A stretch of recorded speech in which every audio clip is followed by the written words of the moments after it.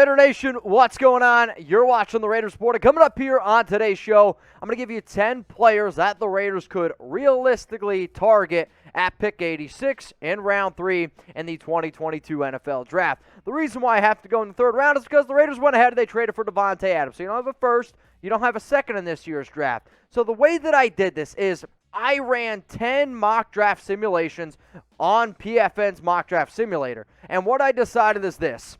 If a player showed up at least 30% of the time at pick 86, they were then qualified to be featured in today's show. I didn't want to put players on here that I thought had no chance and also didn't show up on the simulator. So if a player showed up at least 30% of the time, then they therefore qualified to be on today's show. I wouldn't be able to do today's show if it wasn't for our awesome sponsor, Panda Sups, and I love the new code that they hooked up the nation with, Code Adams. This is freaking great, man. 35% off at pandasups.com. Use code Adams, and if you spend over $99, you are going to get free BCAs. That deal is valid until April 7th. So what you're going to see here on today's show is I'm going to go from 10, work my way all the way down to 1 in terms of players to keep an eye on for the Raiders at pick 86. Let's go to number 10 here. It's Zyon McCollum, the cornerback from Sam Houston State. I like this young player a lot. He's a ball-hawking FCS corner with really good size and athletic traits. The fact that he was a team captain, I know Ziegler and I know McDaniels are going to like. He also has a lot of team chemistry and tangibles just from him on the sidelines, watching him on the field. When a play was about to happen, I love when this happens, when players turn to people. You saw multiple times that players would turn to McCollum. Why? They trusted him. He finished his career with 13 interceptions, 6 forced fumbles, and at 6'2", 199 pounds, if he would have gone to a Division I school, I think you would see him being projected a lot higher than what he is. He's a really good player and a good corner, somebody to keep in mind in round 3 at pick 86. Let's go to number 9 on my list. It's Leo Chenal, the linebacker from Wisconsin. Chenal just finds the ball and he makes plays. And sure, he might not light up the NFL Combine. You might look at him and be like, he kind of looks slow at times. I don't really care. He finds the football and he's just a damn good football player. He's a great tackler, good power rusher too. You're not really going to get too much finesse out of him, but I heard an NFL scout say he might be pound for pound the strongest player in this year's draft. He does have plenty of growth when it comes to technique, and if I'm a coach and I bring in a lot of these defensive guys who are supposed to be good teachers, I look at Leo Chenal and I'm like, I can work with this kid. Last season at Wisconsin, 115 tackles, 18.5 tackles for loss, 8 sacks, 2 forced fumbles.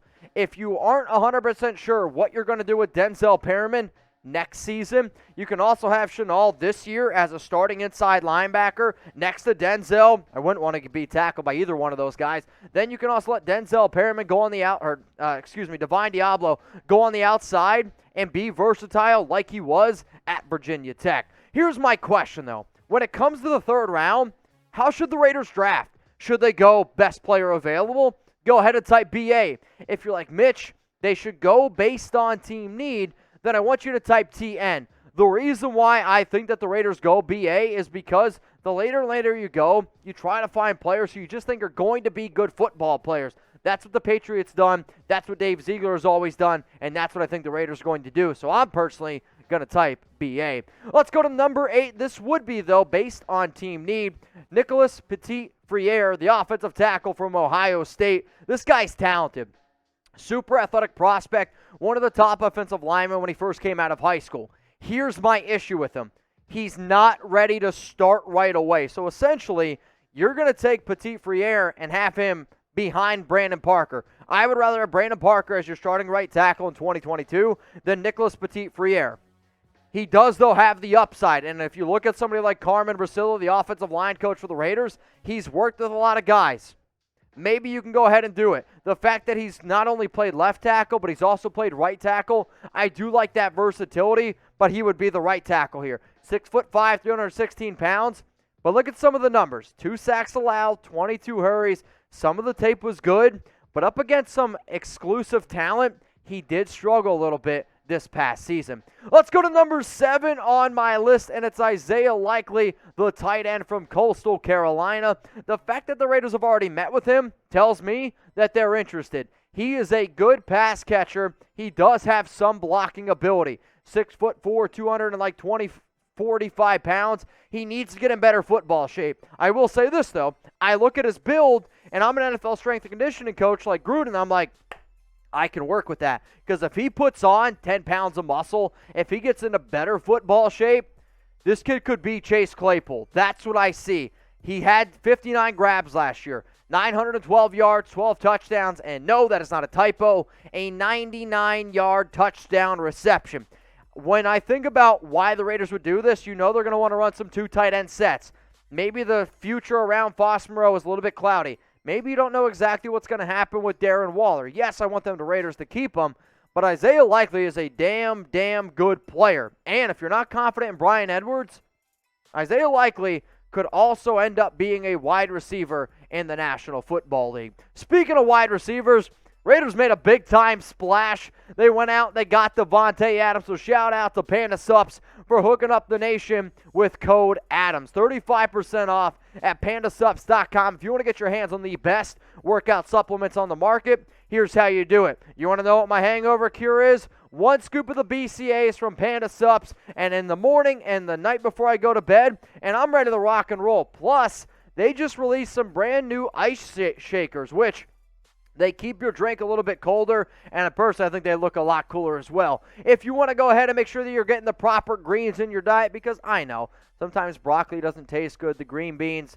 it doesn't taste that great. I know a lot of Raider fans are getting some greens in their diet, but those don't help you stay in shape. Remember, it's pandasups.com. If you're looking to crush a workout, go ahead, get the Pandemic. This is the strongest pre-workout I have ever taken. And if you're looking to get a better night's sleep, take 1 scoop of the Sleepy. How do you get all these products?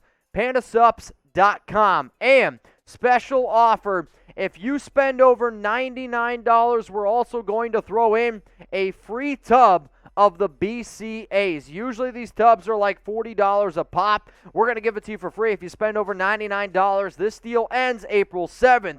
So go ahead and take advantage while you can. Code ADAMS, pandasups.com. Let's get it to number 6 here, Daniel Faalele. I feel like if I were to just take all these scoops of protein, I could maybe be as big as him. Here's the thing, though, man. This guy is enormous. Like, he's gigantic right tackle prospect who got better every single year in college, which is something that if you watch this show a lot, I say that I like. Why? Because I want to see a guy that he's coachable, that he can get better. So he reminds me of Trent Brown, which might scare some people. But personally, for a prospect who reminds me of Trent Brown, the one guy who's always been able to work with Brown, Carmen Brasillo, the new Raiders offensive line coach. He does have some limited bend, which scares me. But when you're 6'8", 390 pounds, if you can just get the footwork a little bit better, because a lot of times it looks like he's going through the motion. Have you ever seen a really big football player who's like an 8th grade who's afraid to hurt other kids? That's what it reminds me of. If this guy could potentially get that tenacity, yeah, like Michael Orr is a perfect example of that on the blind side, then if he gets that tenacity and that meanness, he has the body type to be a really good freaking football player, and it would fit a big-time Raiders need. It's time now to get into my top 5. I got Coby Bryant, the cornerback out of Cincinnati, a productive 4-year starter who his experience playing in all those 4 years, you can see it. It sharpened his football IQ. Really intelligent player. Had a lot of good leadership qualities. Sure, he played next to Sauce Gardner, and I do always say when you're up against next to an elite corner, how good actually are you? Turn on the tape. Coby Bryant and Sauce Gardner shut down the Alabama wide receivers. They shut down the Alabama offense. I liked what I saw out of it. He's got good size and build as an outside corner, and the fit is why I really would like the pick. He's going to fit better in zone schemes. I won't put him man-on-man. I wouldn't put him in the inside as well because he's not an exceptional athlete. He's just a smart football player, and he's going to get burnt deep a few times because he's not that exceptional athlete. However, you put him in a good zone scheme at 6'1", 193 pounds, Coby Bryant can be a solid cornerback 3 for the Raiders, which is why he's on the board here. So how about this? As it stands right now, what's the Raiders' biggest need? Is it still right tackle? Is it corner, linebacker, defensive tackle? Let me know down in the comments section, what is the Raiders' biggest need? And I know earlier on the show I asked you to pick based on team need or best available, but in the third round, do you go by biggest need or do you go best available? But how about this? Let me know. Biggest team need. Let's go to number 4 here. This is one of my favorite prospects. His name is Troy Andersen, and he's a linebacker from Montana State. If you look at his size, speed, he's actually one of the most athletic players that has ever gone through the NFL scouting combine. He played quarterback, running back, and linebacker at Montana State. Not only did he play it, he was the best quarterback in his division in 2018, the best linebacker in 2019 and in 2021. I will say this, though. At the level that he's playing at, he got by with his athletic ability. He still lacks some instinct. He lacks some experience at linebacker, but he's a smart enough player where I think with the proper coaching can turn into a hell of a football player. And at absolute worst case scenario, he is a perfect special teams player. I will say this. He reminds me a little bit of a better version of Tanner Muse, where Tanner Muse was drafted to be a linebacker, though I did not see Tanner being a solid third-round pick. I had him as a fifth-rounder. I see Troy Andersen being a third-round prospect who I would think could be a better linebacker than Tanner. However, I can understand some of y'all getting worried because do you really want to draft a player who might end up just being a special teams guy? I get the risks, but the upside is absolutely there. A lot more upside than Tanner Muse. Let's go to number 3 here on my list. And I don't really actually think Skyy Moore is going to be available in the third round. But for the scenario that I did here, he was available actually in 50% of the mock drafts that I did at pick 86. So he's here. This guy just simply gets open. And then if you watched a lot of the stuff that I talked about before, personally, like Chris Olave got open. And Skyy Moore isn't exceptionally fast. He doesn't have great burst. He's not a great deep threat. He just gets open. And when I watch his tape, it reminds me of, and I don't want to say this because people are going to overreact, it reminds me of Cooper Kupp. He played at a small school like Western Michigan, but Cooper Kupp just got open, and he got better and better and better. That's what I see Skyy Moore doing. You had 3 productive years at Western Michigan. You were a good route runner, good hands, can track the deep ball. You could do all these things well right now. What happens if you get better? That's what I see Skyy Moore doing. He's going to be a slot receiver. I've seen Derek Carr. I've seen those past Josh McDaniels' offenses. They're not afraid to use 2 slot receivers, right? 95 grabs last season, 10 touchdowns. He was really good at the Senior Bowl. I loved what I saw from his 4.41 40 time at the Combine. Skyy Moore makes it number 3 on my list. If you guys want more content, hit me up, follow me on Instagram, and this is what I want you to do. I want you guys to make your own mock drafts. If it's a PFF mock, I'm not going to pay attention to it because PFF is trash when it comes to mock drafts. Use PFN. Use PFN for your mock draft, and then I want you to take a screenshot of it, post it on your Instagram story, post it on your Instagram, and tag me at Mitchell Renz 365. That way I get a notification, and what I'll do is I'll share it on my Instagram story, and then in the comments, I'll grade it. So if you take time out to do all that, I will take time to grade your mock draft. You just got to tag me, post it on your Instagram story, or post it on your Instagram, PFN mock drafts. I want to see what you guys are thinking. It's time now to get into my top 2. It's Quay Walker, and I actually took Quay Walker in my latest mock draft in the third round, the linebacker out of Georgia. I actually talked to one NFL scout that said he actually has the chance to go in the top 40 picks. So if that happens, well, then so be it. He's instinctive. He recognizes plays very, very quickly. Not too often can you find a player who could potentially go in the third round.